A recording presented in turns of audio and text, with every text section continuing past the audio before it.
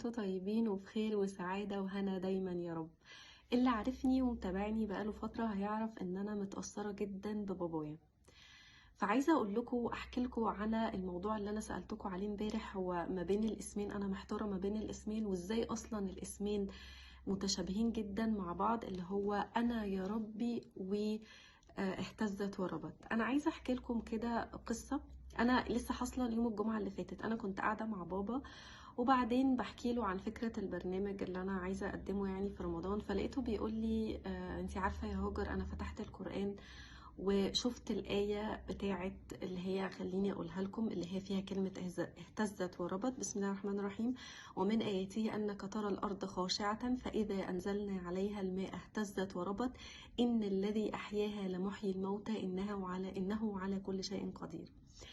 هنا بابا قال لي انا فتحت القرآن وقلت انا عايز رسالة من ربنا، فانا لقيت الرسالة دي، وقعد يحكي لي القصة بتاعته حوالين الآية دي.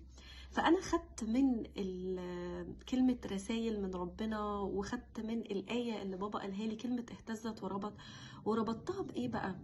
ربطتها ان احنا قلوبنا عامله زي الارض، فاحنا لما بنروي الارض دي بتهتز كده، والروح بترجع فيها تاني وبتنمو من جديد. وبعدين بقى بقيه الايه ايه؟ ان الذي احياها لمحيي الموتى انه على كل شيء قدير.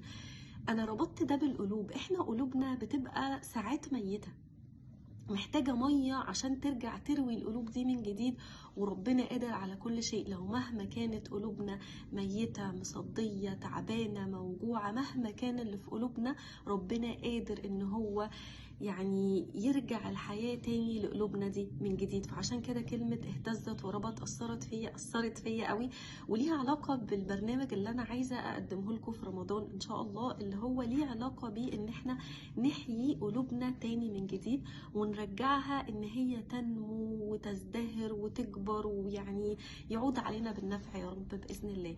فدي كانت قصة اهتزت وربط، وتقريبا مجمل اللي احنا هنتكلم عليه ال30 حلقة اللي جايين ان شاء الله، اللي هو ان احنا ازاي نحيي قلوبنا تاني من جديد بآيات ربنا سبحانه وتعالى. فده هيبقى موضوعنا. دي حاجة عايزة اقولها لكم. الحاجة التانية بقى قصة هو ايه علاقة انا يا ربي بقى، ليه انا يا ربي في الموضوع؟ لان بقية القصة لما انا هحكيها لكم هتعرفوا ايه علاقة انا يا ربي بكلمة اهتزت وربط، بس دي هقولها لكم احكيها لكم يعني بكرة ان شاء الله.